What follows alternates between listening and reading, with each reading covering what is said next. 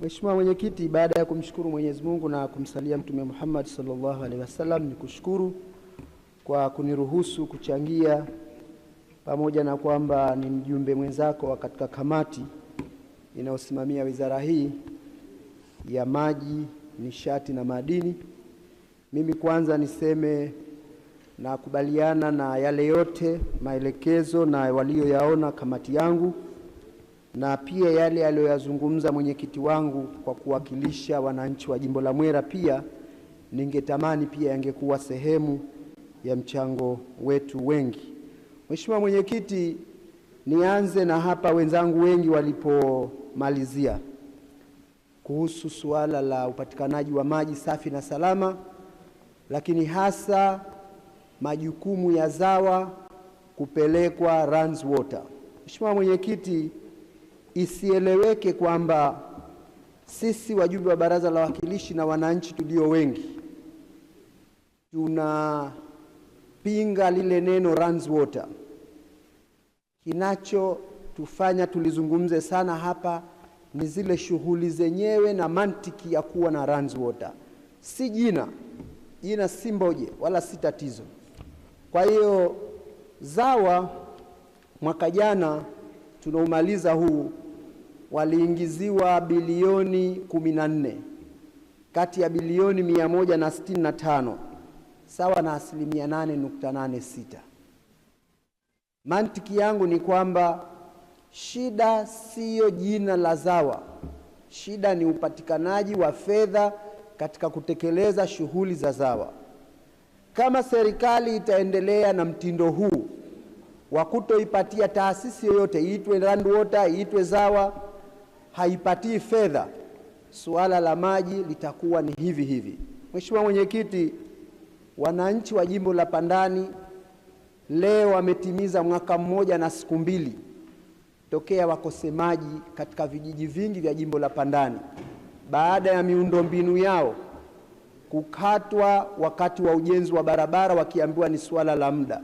Lakini leo hii vijiji vingine vimetimiza mwaka mmoja na siku 2. Kwa hiyo shida si ZAWA, si Rans Water.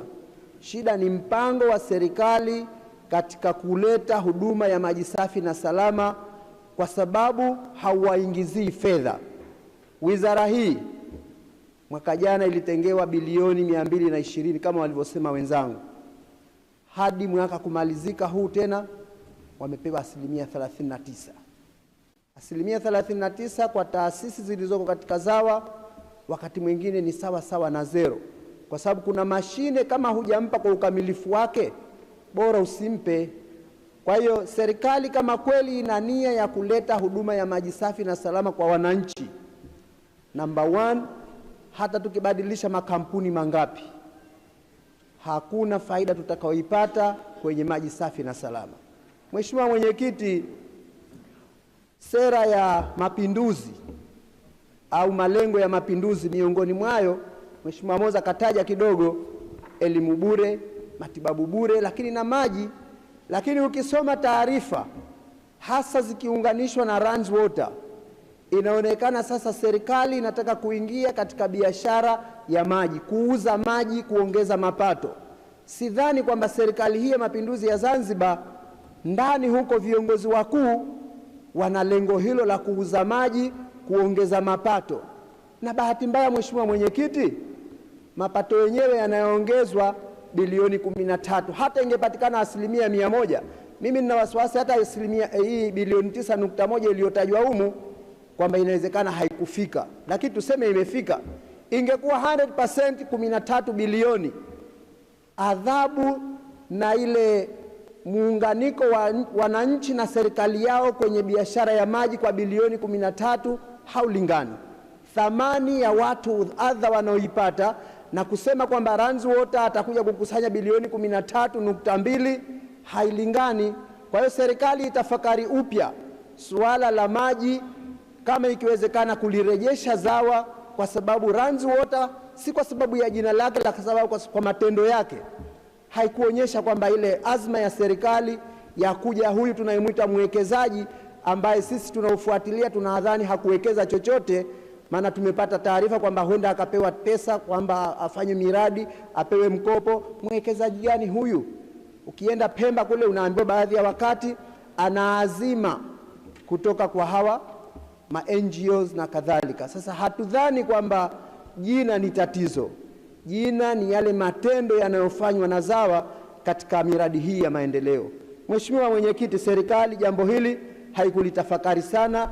Bado ipo haja ya, kama ni mkataba una muda fulani, watafakari upya. Lakini Rans Water inavyofanya, inawezekana kwa jina hili hili Rans Water, lakini tutafakari upya tunafanyaje. Wanakuja kuwekeza kweli?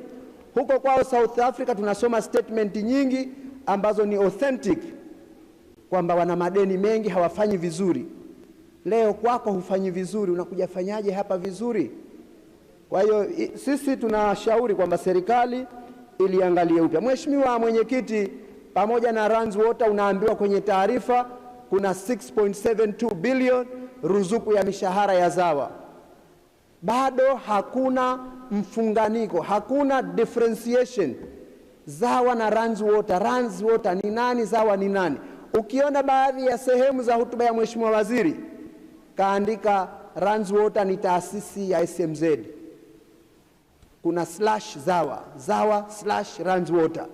Hii hapa bado serikali haijakuwa wazi katika uwekezaji huu, na ipo haja sisi wananchi kuambiwa ukweli, na sisi bilioni 13 hazisitufanye tuwe na shida katika huduma ya maji kwa sababu ya mwekezaji huyu. Mheshimiwa Mwenyekiti, ukienda kwenye mwelekeo wa bajeti kipengele namba 5 vipaumbele vya wizara 26-27 imetajwa zile skimu 9 za Pemba na skimu 7 pia kuendelezwa za Pemba, ambayo jimbo la Pandani, Mtambwe, Ole, Wingwi zimo mule. Lakini Mheshimiwa Mwenyekiti, huu mradi ambao tumepata taarifa kwamba Jenkins Asia Limited tayari amesha sign na muda wa utekelezaji umeshaanza, lakini bado unasuasua. Kuna sababu gani zinazofanya huu mradi uchelewe kuanza? Na tumeambiwa kwamba fedha yake ipo.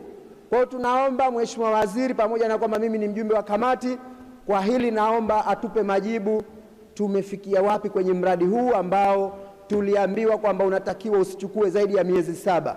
Ni muhimu sana huu mradi uanze. Kama kuna hitilafu zozote za kiufundi ziweke sawa kabla ya ile miezi 7 haijapotea.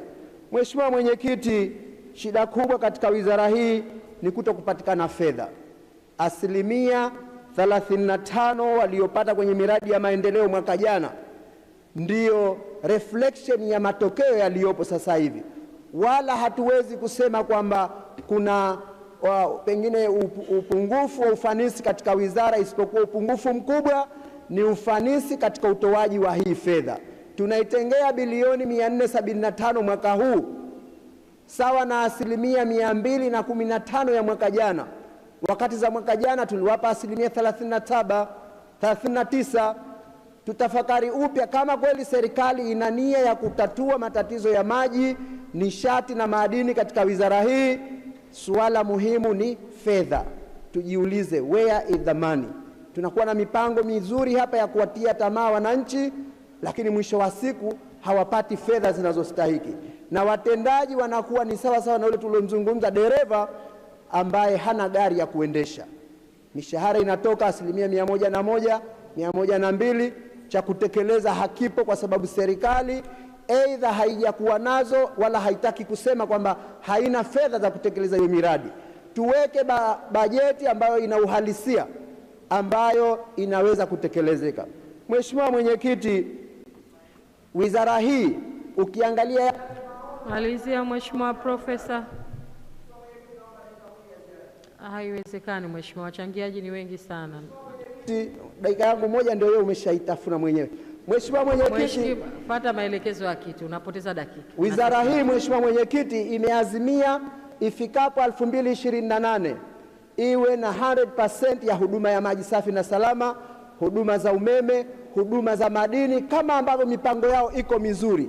Lakini suala liko pale pale, where is the money? Pesa haipo, serikali haitoi fedha kwa ajili ya wizara hii.